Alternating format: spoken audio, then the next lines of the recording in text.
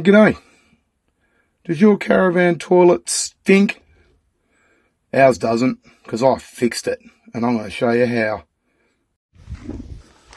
Alright, so if you've got one of these toilets, the cassette toilet, and you've got to use your chemicals and everything to, keep the smell down, it still stinks. Your caravan still stinks. When you open the toilet, the smell comes up through the toilet bowl and it still stinks. So anyway, I looked into it because I thought, nah, I'm not having that in my van. I've got to fix that.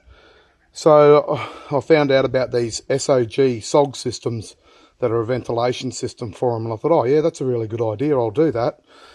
Then I went and had a look at the price. And they're like $380 for a pissy switch, a bit of wiring, some plastic tube, and a fan. And I'm like, no way. I can obviously do that better. So this is what I did. I researched some more and followed some other tips from some guys. I improved on it a little bit maybe. But yeah, this is what I did. So take the cassette out, which is there. As you can see, I've got a little piece of foam there. That's because I want it to suck air, through this channel. Because when you slide these in, that presses down. And that's the gas vent, so that inside here there's a little seesaw valve, so when you slide it in, it opens that vent and the gases extract out and go down a tube. So what I did was thought, okay, I watched some other videos and everything, and people were doing this. So they put a piece of foam around there to block off that, like I said, that part there. So when it slides in, the piece of foam sits around there, blocks off that channel. So we've done that. If you open up this little flap here, so inside here, these are designed, this little area here is designed for the Thetford, carbon system, like ventilation system. It doesn't vent anywhere, but what it does is it scrubs the air. So it does the same principle. It pulls down through that tube, like I said, with that little seesaw valve. And inside here, there's a whole unit that you buy that sits inside this.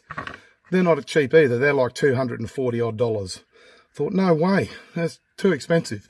So anyway, I bought that 50mm PC fan. Cost me like, I don't know, I think it was about $8 off eBay. The cabling runs up. I drilled a hole through there, brought the cabling up through here, run it up, and then the way it operates, there's a switch over here.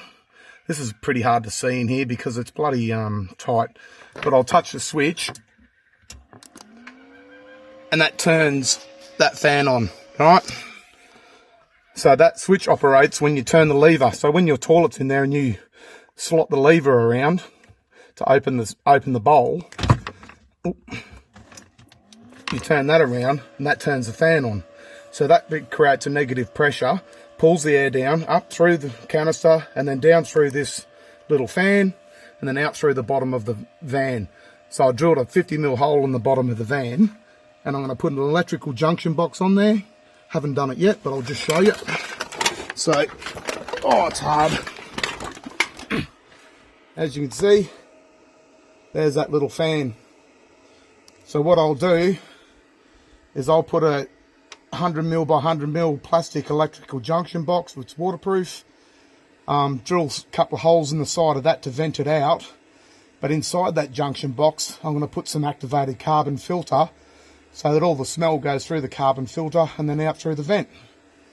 Yeah, so that's my S.O.G system, and it cost me about $30. So anyway, I hope that helps some of you dudes, because I know these toilets are a pretty big issue with people and trying to keep them clean. Oh, and because of this system, now you don't have to use chemicals. So because I have a septic system at home, that means I can bring, my waste home and pour it into my septic system, because if I have chemicals in there, I can't do that. So I have to find a dump point, which I hate. So anyway, that's just a couple of things, but yeah, and do it yourself S.O.G system. See you later.